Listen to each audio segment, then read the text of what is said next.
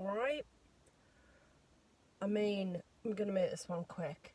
It's very late, and by very late, I mean it's actually very early, in that it's the wee small hours of the morning of Thursday morning, and the reason I'm doing this now is because I've just got back from a date, but the date involved a trip to the cinema. Is it a dating video? Is it a movie review? Who knows? I mean, it's not both. I'm not combining the two. Am I? Maybe I am.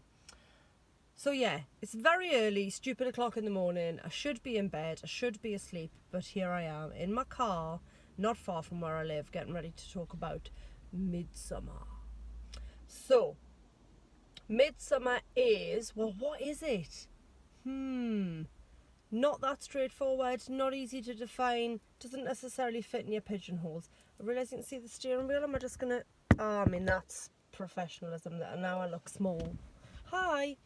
I know I've got like a frock on and stuff and like makeup, I'm sweaty, but I had a date.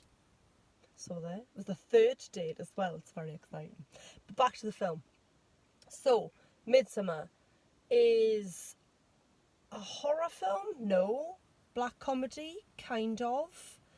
Weird, intense, distressing?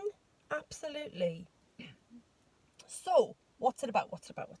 Well, it's about mainly a young couple called Danny and Christian, played by Florence Pugh and Jack, excuse me, Rayner. I want to say Rayner, I hope that's his name. I haven't really done my research and it's very late.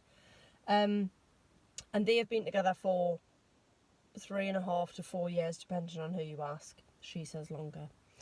And theirs is not a healthy relationship. Very, very early on in the film, something utterly horrendous happens to Florence Pugh's character of Danny.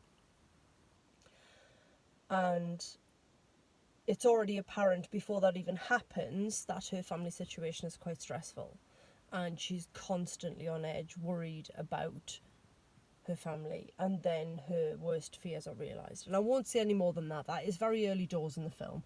So you already know she's a little bit fragile, and then this thing happens that would tip even the sanest person over the edge.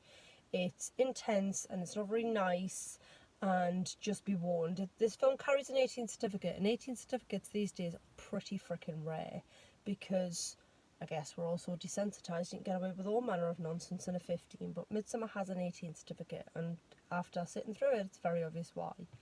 So this thing happens. Christian, the boyfriend, doesn't feel that he can get out of this relationship because she was already reliant on him, and now this has happened.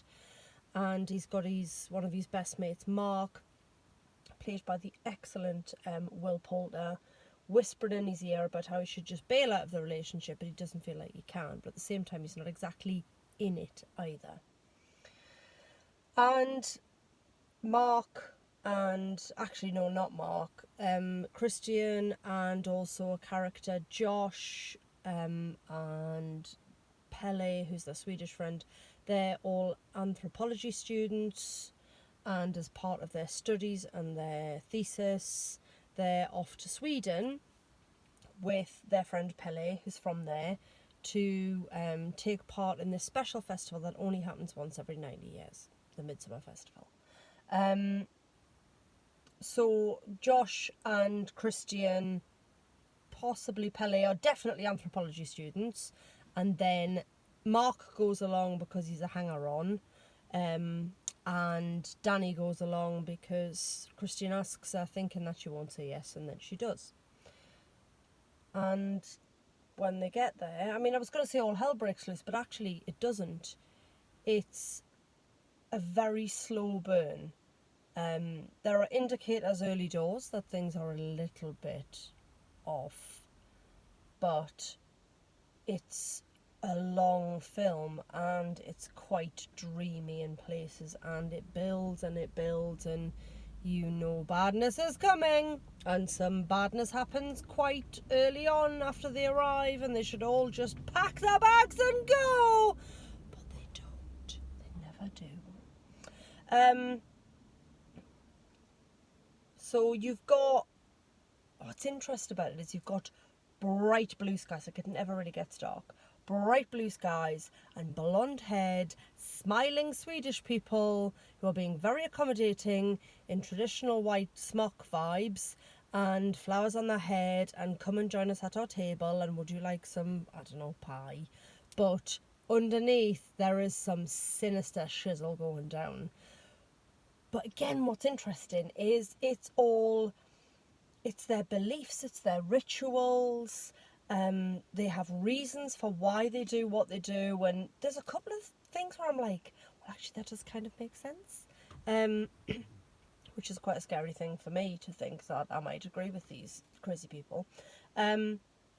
So yes, the idea of horror, not that it's traditional horror, but the idea of horror unfolding in broad daylight is quite interesting, because normally horror happens in the dark. So surely if the sun's out and everybody's smiley, then everything's fine. Everything's not fine, it's far from fine.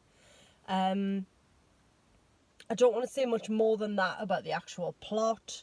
It is incredibly dark. I mean, not actually dark, but in its tone. It is also funny, and you do laugh at some of the rituals and stuff because they're just so bizarre to us. It has some very weird moments. It has some very gory moments.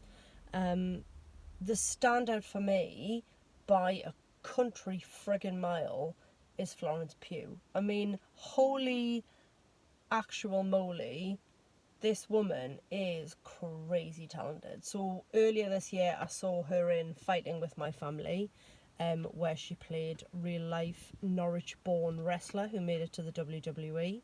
If you haven't seen that film, I think it's almost, I'm pretty sure it's out to buy now, or to rent. Does anybody rent films anymore? See if Love Film will post it to you, who knows.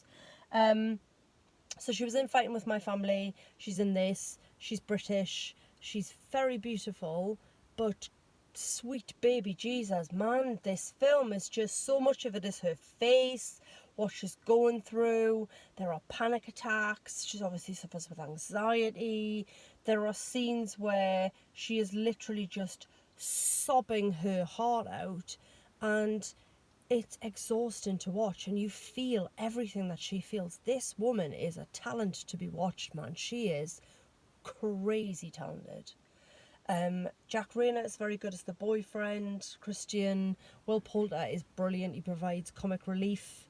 The character he plays, Mark, is essentially a bit of a dick. He's there to make those jokes, but they were funny. He's another Brit, and he's another one who's off the hook talented. Like, I remember seeing him in Detroit, where he plays one of the police officers opposite John Boyega, and he really stood out to me there. So yeah, really talented cast. Obviously with the, I'm going to sound really racist now, with the huge amount of Swedish people, are they referred to as Swedes? I mean, now I'm in a, I don't know, maybe I am being racist. I'm tired, if that's the case. I mean, not that that's an excuse for racism. The Swedish cast members, the blonde-haired, blue-eyed, smiley people, weren't recognisable actors to me. The core cast were all very good. I mean, everybody was good. I haven't said this yet, but it's directed by Ari Aster, who made Hereditary, which, I'll be honest, I haven't seen, because prior to this year, I missed a lot of stuff. Since I got my Limitless, I'm in there. So it's his second film as a director. I thought it was stylish, I thought it was intense, and it was funny, and it was unsettling, and it was beautifully cast, and it looked great. It's not for everyone. It's not for everyone because it is gory and really not very nice visually in places. It's also not for everyone because some people will get bored. It's 2 hours 20. It's long and it's intense, but I like that it's a slow burn. I like that it builds and builds and builds. I like that it's not quite bang, to use the terminology from Mark Commode and Sam and Mayo's podcast. It's interesting, it's intense, and I highly recommend you go and see it. and I'm not going to talk about my date. So there. Not that it wasn't lovely, it absolutely was, but I need me bed. So this is me, looking like I'm sitting in a hole, glamorous but sweaty, saying good night. Thanks for listening. Bye bye.